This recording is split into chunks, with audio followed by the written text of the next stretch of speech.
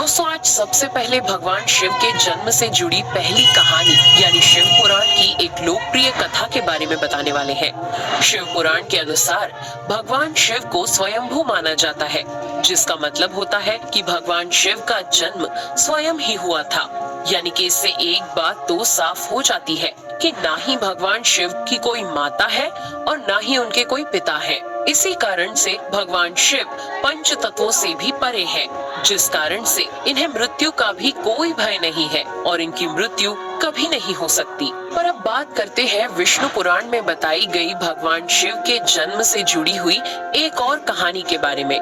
विष्णु पुराण में बताया गया है कि भगवान विष्णु के माथे से निकलने वाले तेज के कारण भगवान शिव की उत्पत्ति हुई थी और उनके नाभि से निकलते हुए तेज से कमल पर विराजमान ब्रह्मा जी का जन्म हुआ था। मगर दूसरी ओर भगवान विष्णु के जन्म के बारे में शिव पुराण में बताया गया है कि एक बार की बात है जब भगवान शिव अपने घुटने मल रहे थे और उनके घुटनों से निकलने वाले मैल से भगवान श्री विष्णु जी का जन्म हुआ था। पर अगर ऐसा हुआ है तो विष्णु पुराण और शिव पुराण एक दूसरे से बिल्कुल अलग है। इस कथा के अलावा भगवान शिव के जन्म की एक और पौराणिक कथा काफी ज्यादा पॉपुलर है, जिसे शायद आपने बड़े बुजुर्गों से सुना होगा।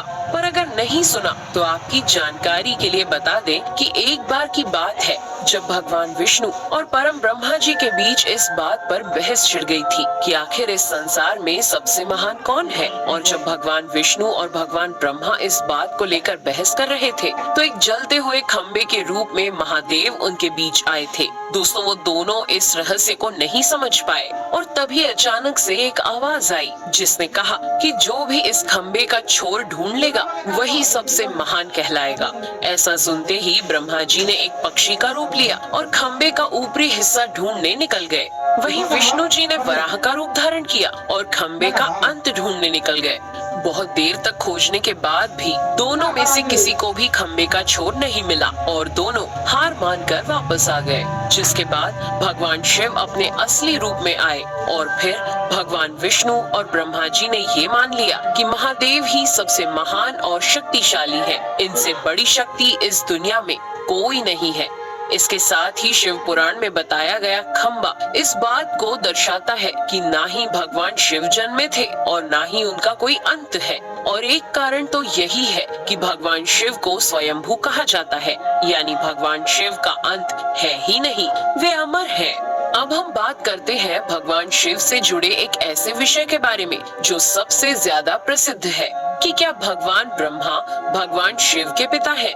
जी हाँ, इनकी ये कहानी लोगों के बीच काफी प्रसिद्ध है। तो आपको बता दें कि आखिर किस प्रकार भगवान शिव ने ब्रह्मा पुत्र के रूप में जन्म लिया था। इसके पीछे विष्णु पुराण की एक पौराणिक कथा है, जिसके अनुसार जब धरती, आकाश, पाताल या कहे पूरा यूनिवर्स जलमग्न यानी पानी में डूबा हुआ था, तब भगवान विष्णु के अलावा कोई भी देव या प्राणी इस संसार में नहीं था। तब केवल विष्णु ही जल सतह पर अपने शेष नाग पर लेटे हुए नजर आ रहे थे। जिसके बाद उनकी नाभि से कमल की डंडी पर ब्रह्मा जी प्रकट हुए और जब भगवान ब्रह्मा और भगवान विष्णु इस यूनिवर्स से संबंधित बातें कर रहे थे तब भगवान शिव प्रकट हुए, जिसके बाद ब्रह्मा ने उन्हें पहचानने से इनकार कर दिया। इस कारण से भगवान शिव रूठ गए और उनके रूठ जाने के कारण भगवान विष्णु ने उन्हें दिव्य दृष्टि प्रदान कर ब्रह्मा जी को भगवान शिव की याद दिलाई।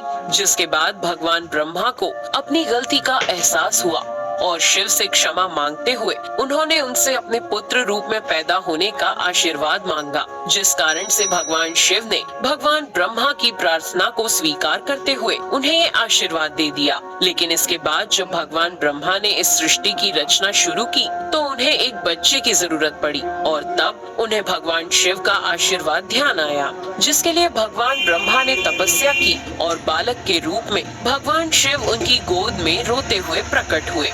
आपको बता दें कि ये भगवान शिव का एकमात्र बाल रूप है। जब भगवान ब्रह्मा ने उनके रोने का कारण पूछा तो उन्होंने बताया कि उनका कोई नाम नहीं है। तब भगवान ब्रह्मा ने भगवान शिव का नाम रुद्र रख दिया, जिसका मतलब होता है रोने वाला। पर इसके बावजूद भी भगवान भगवान शिव चुप नहीं हुए, इसलिए ब्रह्मा ने उन्हें दूसरा नाम दिया, पर शिव को वो नाम भी पसंद नहीं आया और फिर भी वे चुप नहीं हुए। इस तरह शिव को चुप कराने के लिए भगवान ब्रह्मा ने भगवान शिव को 108 नाम दिए थे, जो रुद्र, शर्व, भाव, उग्र, भीम, पशुपति, ईशान और महादेव जैसे नाम थे। और शिव पुराण के अनुसार उनके ये नाम पृथ्वी पर लिखे गए थे।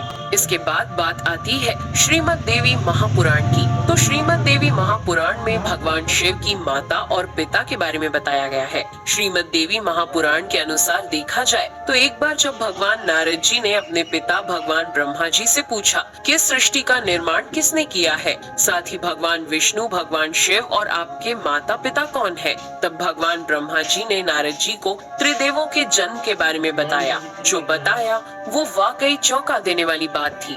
दरअसल उन्होंने कहा कि देवी दुर्गा और शिव स्वरूप ब्रह्मा के योग से ब्रह्मा, विष्णु और महेश का जन्म हुआ था। यानी प्रकृति का रूप लिए माँ दुर्गा ही हम तीनों की माता है और ब्रह्मा यानी काल सदाशिव हमारे पिता है। इसके साथ ही श्रीमद् देवी महापुराण में भी भगवान विष्णु और भगवान ब्रह्मा के बीच हुए झगड़े की एक कहानी मिलती है, जिसके अनुसार एक बार श्री ब्रह्मा जी और विष्णु जी में झगड़ा हुआ और दोनों में बहस छिड़ी हुई थी। तब भगवान ब्रह्मा ने कहा कि सृष्टि को मैंने बनाया है और मैं ही प्रजापिता हूँ, जिसके जवाब में भगवान विष्णु जी ने कहा कि मैं आपका पिता हूँ, क्योंकि आप मेरी नाभि से निकले हुए कमल से पैदा हुए हैं। और धीरे धीरे कर ये बहस बढ़ती गई। दोस्तों, इसके बाद इन दोनों का झगड़ा सुनकर सदाशिव वहाँ पहुँचे और उन्होंने कहा कि पुत्रों, मैंने ही तुमको इस संसार को बनाने और इसे संभालने के केवल 2 काम दिए हैं। इसी प्रकार मैंने शंकर और रुद्र को संहार और तिरोगति के कार्य दिए हैं। इसके साथ ही उन्होंने कहा कि मेरे 5 मुख हैं। एक मुख से अकार, दूसरे मुख से उकार, तीसरे मुख से मुकार, चौथे मुख से बिंदु और 5वें मुख से नाद यानी कि शब्द प्रकट हुए हैं।